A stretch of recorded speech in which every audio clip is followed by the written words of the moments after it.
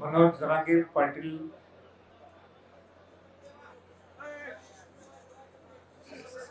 हे या वर्षात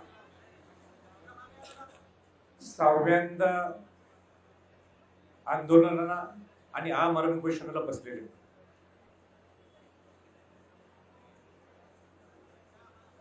ही महाराष्ट्रातल्या इतिहासातली शर्मेची बाब आहे की एक व्यक्ती समाजाला न्याय मिळवून देण्यासाठी आपली जीवाची बाजी लावायला बसलाय आणि त्याची दखल किंबहुना त्याच्यावरचा निर्णय आजही सरकारने घेतलेला नाहीये.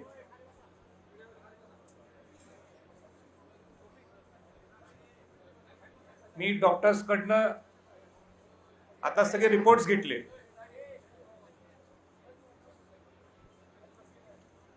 परवा रायगडवर मी गेलो होतो असताना त्यावेळी मला कळालं की मनोज जरांगे पाटलांची तब्येत खालावलेली आहे आणि म्हणून आज त्यांची तब्येत पाहण्यासाठी, त्यांची तब्येतीची विचारपूस करण्यासाठी, कारण शेवटी त्याचा जीव हा तुमच्यासाठी आहे आणि तो जीव महत्वाचा आहे आणि म्हणून त्या छत्रपती घराण्याची एक व्यक्ती म्हणून त्या नात्याने मी आज त्याची तब्येत पाहायला आलोय. अत्यंत मला दुःखी वाटतंय, वेदना आहेत की एवढी तब्येत खालावून सुद्धा आता तर त्यांनी सलाईन सुद्धा घ्यायचं बंद केलेलं आहे आणि सरकार निवांत मुंबईला एअर कंडिशन ऑफिस मध्ये बसलेलं आहे आणि विरोधी पक्षातले लोक सुद्धा ही निवांत ही सगळे जे काही माहोल तयार झालाय किंवा जे काही इथं चाललंय हे नुसतं बघण्याची भूमिका घ्यायला लागलेली आहे. हे चालणार नाही. आज तुमची कॅबिनेट आहे ना, नाही टाळा वाजवायचं नाही, काही वाजवायचं नाही, टाळा अजिबात नाही वाजवायची. काय टाळा वाजवायचा विषय? आज कॅबिनेट आहे ना, घ्या ना निर्णय, मग हो किंवा नाही म्हणून टाका. ही काय पद्धत आहे? एवढं तब्येत स्वतः इथलं मेडिकल रिपोर्ट जातो तिकडं, मेडिकल रिपोर्ट इतका वाईट आहे, काही होऊ शकते आणि त्याला तुम्हीच जबाबदार असणार. मग मला जे काय मनोजना बोलायचंय, मनोज जरांगे पाटलांनी मी सांगितलंय मला काय बोलायचंय त्यांच्याशी. माझी चर्चा सुद्धा झालेली आहे तब्येतीच्या बाबतीत आणि त्यांनी मला शब्द सुद्धा दिलेले आहे.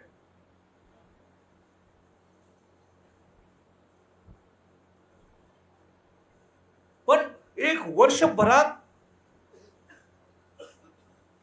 मी दोघांना जबाबदार धरतो. पहिला सरकारलाच आणि दुसरं विरोधी पक्ष लोकांना सुद्धा.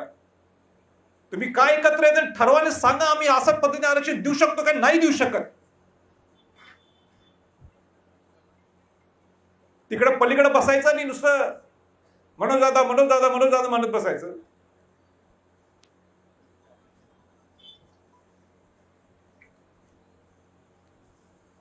हे काय बरोबर नाहीये.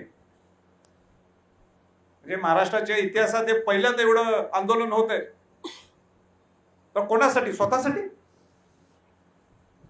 मी मनोज जरांगेंना माझी कितीतरी वर्षापासून माझी ओळख आहे आणि मी बघितलं किती प्रामाणिक लढा असतो मनोज जरांगेंचा. प्रामाणिक लढा. आज सुद्धा याचं कारण मला माहित नाही. मी 6व्यांदा 7व्यांदा त्याला भेटायला आलोय. पूर्वी सुद्धा आलो होतो, आजही आलोय आणि उद्या सुद्धा येणार. मी सगळ्यांना सांगू इच्छितो, त्या सरकारला सांगू इच्छितो की ज्या राजश्री छत्रपती शाहू महाराजांनी आरक्षण दिलं होतं त्यामध्ये मराठा समाजाचा सुद्धा समावेश होता. आपण जर शिवाजी महाराजांचं, शाहू फुले आंबेडकरांचं नाव घेतो तर या मराठ्यांना सुद्धा न्याय मिळाला पाहिजे. आणि म्हणून पूर्वी सुद्धा मी मनोज जरांगे पाटलांच्या बरोबर होतो, आजही आहे आणि उद्या सुद्धा ठामपणाने त्यांच्या बरोबर असणार आहे.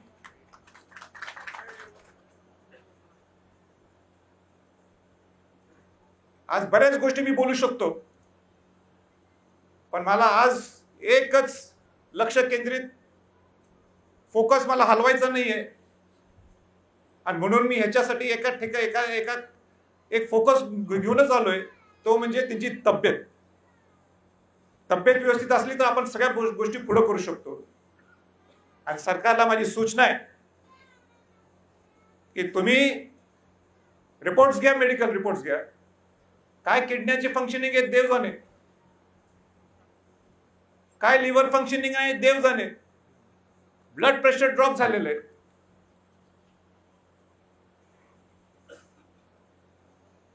आणि ह्याचा तुम्हाला जराही गांभीर्य नसेल मग उपयोग काय तुमचा सत्तेत राहून. आणि विरोधी पक्षाच्या लोकांना सुद्धा मला हेच सांगायचं आहे, पूर्वी वर्षभरात मी पटापट इथं आलंय, आता कुठे आहे तुम्ही सगळेजण? काय तुमची राजकारणाची वेळ आली, विधानसभा आली म्हणून आता मनोज जरांगे पाटील नकोय, हा मराठा समाज नकोय, हा बहुजन समाज नकोय? हे नाही चालणार, हे अजिबात चालणार नाही. म्हणून आता मी जास्त काय आणि आश्वासन दिले होते, हे करतो ते करतो, गुलाल लावून घेतला होता, त्याच्यावर आता काही भाष्यच नाही.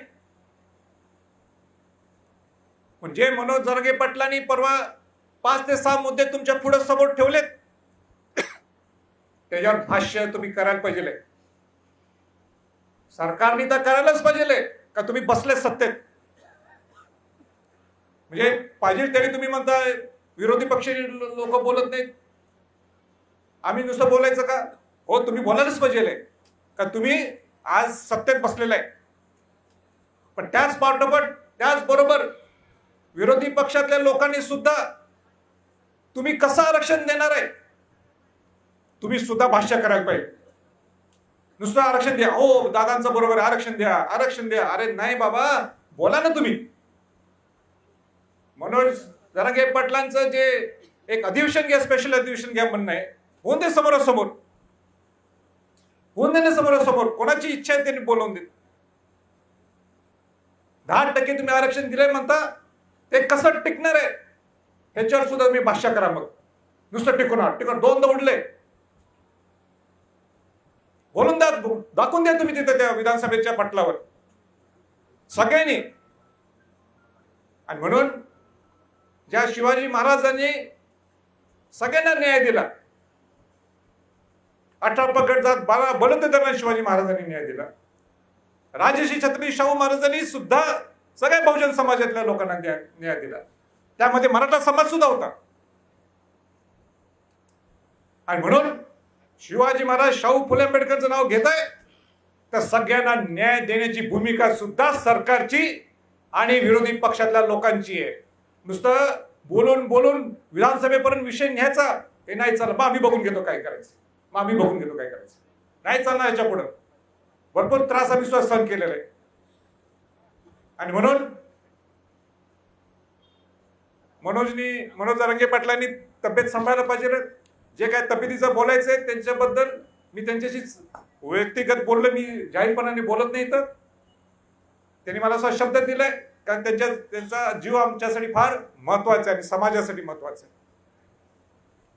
पण एकच सांगतो, मी थांबतो, मनोज जरांगे पाटलांच्या बरोबर मी पूर्वी सुद्धा होतो, आताही आहे आणि पुढे सुद्धा असणार.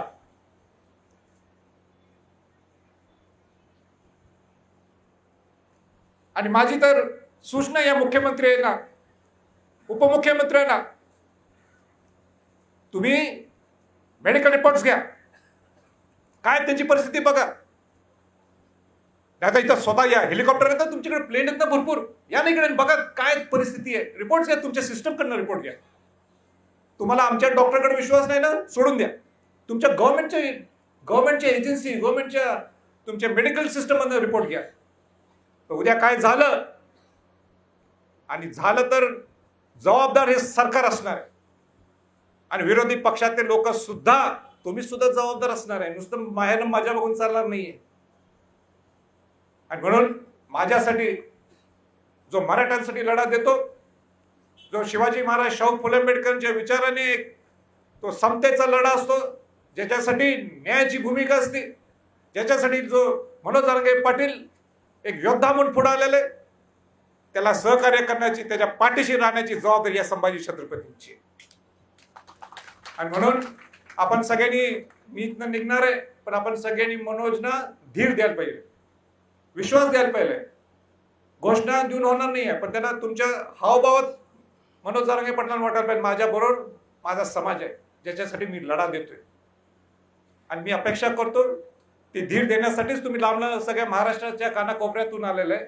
आणि असाच धीर, असाच विश्वास तुम्ही त्यांना देणं गरजेचं आहे. मी आज त्यांना म्हणणार नाहीये.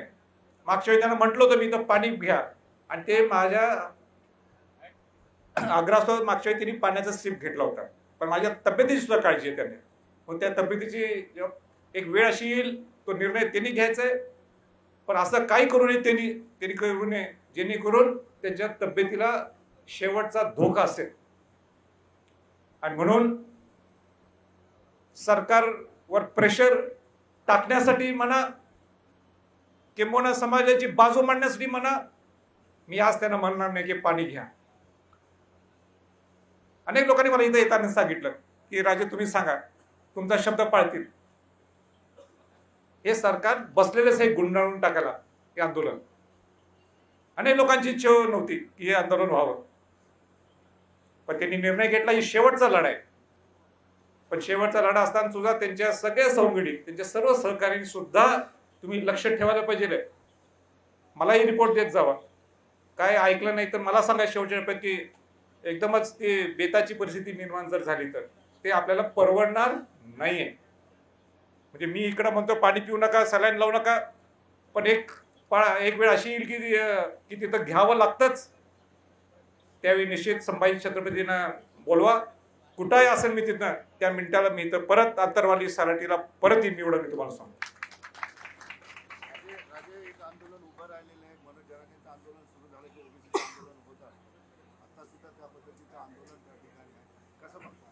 हे बघा, स्पष्ट मला सांगायचंय की शिवाजी महाराजांनी ज्यावेळी स्वराज्य निर्माण केलं, हिंदवी स्वराज्य निर्माण केलं, त्यावेळी सगळ्या घटकातल्या लोकांना घेऊन स्वराज्य निर्माण केलं. राजश्री छत्रपती शाहू महाराजांनी सुद्धा ज्यावेळी आरक्षण दिलं, त्यांनी काही नुसतं मराठ्यांसाठी दिलं नाही, सगळ्यांना, अनुसूचित जाती, जमाती, ओबीसी आणि मराठ्यांना आरक्षण दिलं होतं. आज मला सांगा, बाबासाहेब आंबेडकरांनी आपल्याला घटना लिहून दिलेली आहे. आणि घटनात्मक पद्धतीने जर कोण आंदोलन करत असेल तर ते काही चुकीचं नाही आहे. न्यायालय ठरवल की हे आंदोलन बरोबर आहे का, यांच्या मागण्या बरोबर आहेत किंवा मागण्या सरकारने मंजूर केल्या ते चुकीच्या, ते बरोबर, न्यायालय ठरवल. पण आंदोलन करणं तो हक्क असते, सगळ्या समाजाचा हक्क असतो. आज मराठ्यांचं जर मनोज जरांगे पाटील आणि धनगर समाजाचे करू शकतात, ओबीसी करू शकतात. पण घटनात्मक आंदोलनाला विरोध करणं म्हणजे शाहू महाराजांनी ज्यावेळी बहुजन समाजाला न्याय दिला, म्हणजे मला सगळ्यांना घेऊन जायचंय. पण हे सरळ करत असताना मनोज जरांगे पाटलांच्या आंदोलन करू नये, हे आंदोलन होऊ शकत नाही. तुम्हाला तुमच्या हक्काचा न्यायाचा हक्क ना, तुम्ही लढा द्या ना तुम्ही. पण अशा पद्धतीने ह्यांनी इथं आंदोलन सुरू केलेलं आहे तिथं, म्हणून पलीकडे जाऊन आंदोलन करायचं, हे काय महाराष्ट्राला ह्या गोष्टी शोभत नाहीत. हा सुसंस्कृतपणा नाहीये. तुम्ही आंदोलन करायला पाहिजे, तुमच्या हक्कासाठी मागणी करायलाच पाहिजे, पण दुसऱ्यांनी करायचंच नाही. दुसऱ्यांच्या मागण्या ह्या बरोबरच नाहीयेत. हा अधिकार या घटनेत आपल्याला बाबासाहेब आंबेडकरांनी जी घटना लिहिलेली आहे तसं त्याच्यात कुठेही लिखित नाहीये की दुसऱ्या समाजावर अन्याय करायला पाहिजे.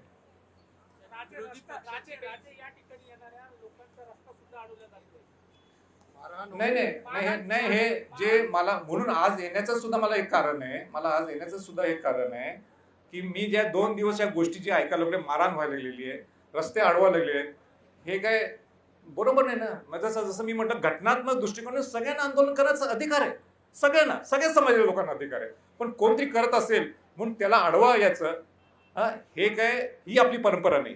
तुम्ही करा आंदोलन, वेगळीकडे करा, हक्काने मागा तुम्हाला जे पाहिजे ते. पण ह्या माणसाने मनोज जरांगे पाटलांनीच किंवा आणि दुसऱ्या ठिकाणी आणि कोणा त्यांनी आंदोलन करायचंच नाही. हे बरोबर आहे. तुम्हाला तुमच्या मागण्यात ना आमच्या ह्या मागण्यात करा आंदोलन, करणं काही चुकी नाही. तसं आपल्याला संविधानात तो अधिकार दिलेला आहे. विरोधी पक्षाला पण तुम्ही आता बोललात की त्याची जबाबदारी, पण शरद पवारांनी आज पाठिंबा देऊन टाकलेल्या जरांगे यांच्या आंदोलनाला, मराठा आरक्षणाला पाठिंबा दिला, परंतु इतर समाजाला न दुखवता आंदोलन हे नाही, म्हणूनच माझं हेच म्हणणं आहे, अनेक मार्ग आहेत, यातनं मार्ग निघू शकतात. म्हणून ते एकदा विधानसभाच्या पटलावर होऊन जाऊन दे, एकदा कशा पद्धतीने हे आरक्षण देता येते आणि कशा पद्धतीने सगळ्या गोष्टी होऊ शकतात. त्यांची मागणी एकदम रास्त आहे. नुसतं पाठिंबा देणं इथं या आणि सांग कसं देणार आहे. 1 वर्षापासून आंदोलन सुरू आहे राजे. आता विधानसभा आहे, प्रत्येक पक्ष मनोज जरांगे पाटलांच्या आंदोलनाचा किती फायदा होईल, किती नुकसान होईल याची गणित, याचे सर्वे सुरू केलेले आहे. पण उपोषणाकडे बघायला बरोबर आहे. पण मी एकमेव व्यक्ती आहे जे मी मनोज जरांगे पाटलांना सांगितलं, आता पाडायचं बोलू नका तुम्ही, आता निवडून कसं आणायचं हे बघा.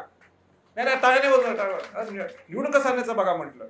आणि मी ह्या शब्दात सांगितलं, तुम्ही आमच्यावर नाही आला तरी चालेल, पण ह्यावेळी तुम्ही यायलाच पाहिजे. हे जर हे सत्ताधारी लोक आणि विरोधी पक्षाचे लोक तुमची जर दखल घेत नसेल, तुम्ही याच पाहिजे सत्तेत. उभा करा तुम्ही, आमच्या बरोबर या, आमच्यावर नाही यायचं येऊ नका, स्वतंत्र उभा करा, पण सत्तेत यायला पाहिजे. काय चुकीचं नाही, त्याशिवाय प्रश्न सुटणारच नाही. हे बघायला नाही, हे म्हणजे ही तब्येत एवढी खालवली आहे की मला बघवत नाही ते. आणि आज सुद्धा मी कुठल्या राजकारणासाठी आलो नाहीये. मी पूर्णपणे प्रामाणिकपणाने तब्येत खालवली आहे. एक गरीब मराठ्यांसाठी न्यायाची भूमिका देण्यासाठी लढा उभा करतो.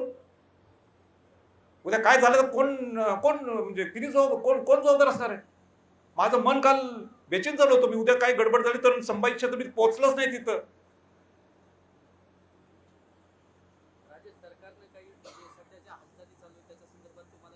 नाही, मला काही कल्पना नाही. मी काही सरकारमधला माणूस नाही, म्हणून मला काही कल्पना नाही.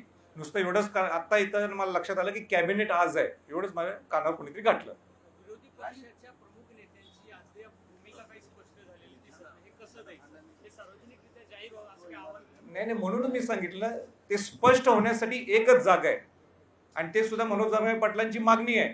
ते म्हणजे विधानसभेच्या पटलावर हे चर्चा होणं गरजेचं आहे. अजूनही वेळ गेलेली नाही आहे. सगळ्यांनी मिळून मनोज जरांगे पाटलांचा कोणी गेम करू नये, कोणी फसू नये.